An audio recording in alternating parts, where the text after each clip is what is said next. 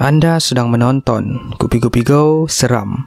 Kisah ini dikumpulkan daripada pelbagai sumber dan ia diceritakan semula oleh saya. Anda bersama saya Ekram. Kisah seram pada malam ini ialah peristiwa menyeramkan di pejabat.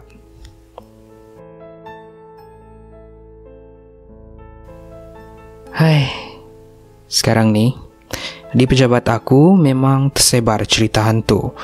Katanya ramai yang sudah jumpa hantu dan sering memandang dengan pandangan yang tajam. Mereka kata hantu ni sedang melihat orang yang hendak diganggunya. Tak kira di mana tempat.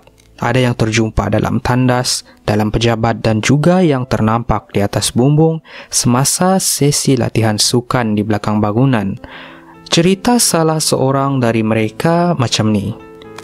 Pada satu petang setelah mereka selesai bersukan, ada sebahagian dari mereka yang masih duduk berbual di padang sebelum bersurai.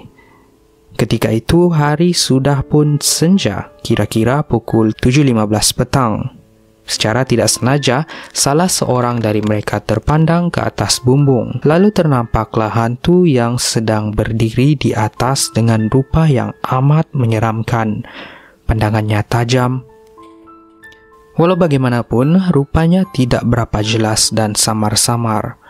Maklumlah, hari pun makin gelap. Apalagi semua mereka bertempiaran lari menuju ke dalam pejabat dan ada sebahagian darinya yang sudah bersiap dengan beg pakaian masing-masing semasa turun bersukan, terus berlari ke kereta dan motosikal untuk segera pulang ke rumah sebab takut diganggu.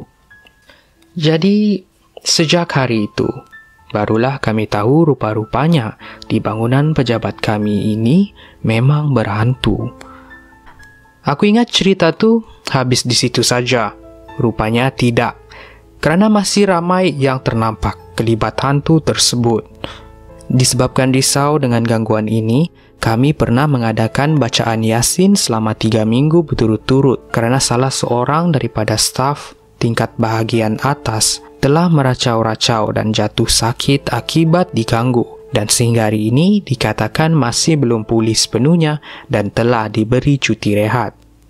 Sehingga hari ini usaha kami diteruskan kerana masih lagi diganggu. Aku diberitahu bahawa seorang ustaz yang terkenal telah dipanggil untuk memulihkan pejabat kami dalam masa yang terdekat ni.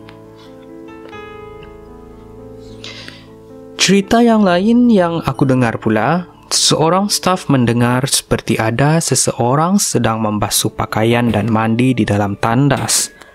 Kejadian itu berlaku di antara jam 7 sehingga jam 7.30 pagi, sebelum waktu pejabat bermula pada pukul 8.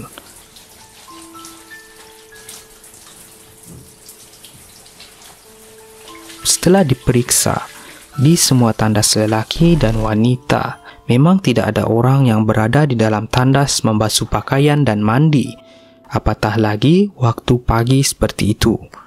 Cerita ni memang cepat tersebar, khususnya di kalangan semua staf dan pekerja yang bekerja di dalam bangunan, dan kejadian ini telah menimbulkan rasa takut kepada semua, terutamanya kaum wanita.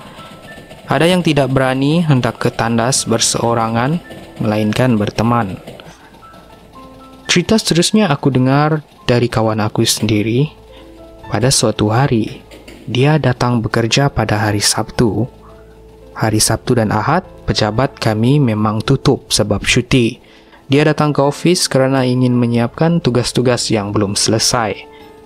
Lebih kurang sejam selepas dia masuk pejabat berseorangan dan sedang bertugas, dia mendengar bunyi bising di luar pintu pejabatnya dan terdengar suara kanak-kanak lebih dari seorang sedang berlari dan bermain kejar-kejaran sambil ketawa.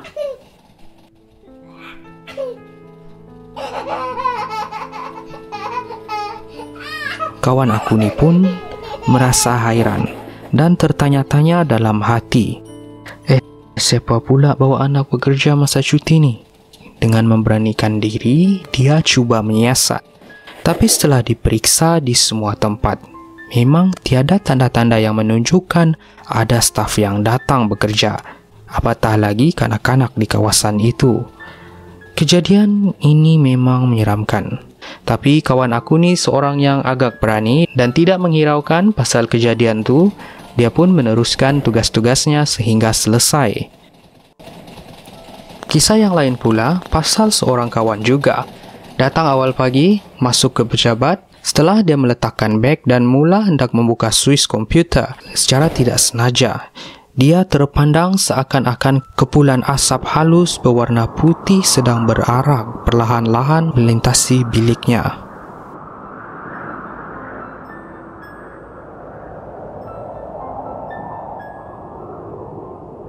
Dia terkejut dengan apa yang dilihat, terus tergamam dan terpaku di atas kerusi. Asap halus itu terus bergerak perlahan-lahan menuju ke pintu utama dan terus lenyap dari pandangan matanya. Walaupun kawan aku ni bukanlah seorang yang berani, mujurlah dia tidak pengsan semasa melihat asap. Ketibaan rakan-rakan setugas selepas beberapa minit telah berjaya memulihkan dan mengembalikan semula semangatnya yang telah hilang. Itu adalah kisah berkenaan sebuah pejabat yang tidak perlu saya sebutkan di mana. Like dan share jika anda rasa kisah ini menarik. Kami akan memuat naik satu kisah seram bermula daripada hari Isnin sehingga hari Jumaat pada pukul 10 malam. Pastikan anda subscribe ke saluran ini, like laman sosial kami. Jumpa anda hari esok pukul 8 pagi untuk segmen Fakta. Kopi Kopi Go menarik setiap hari.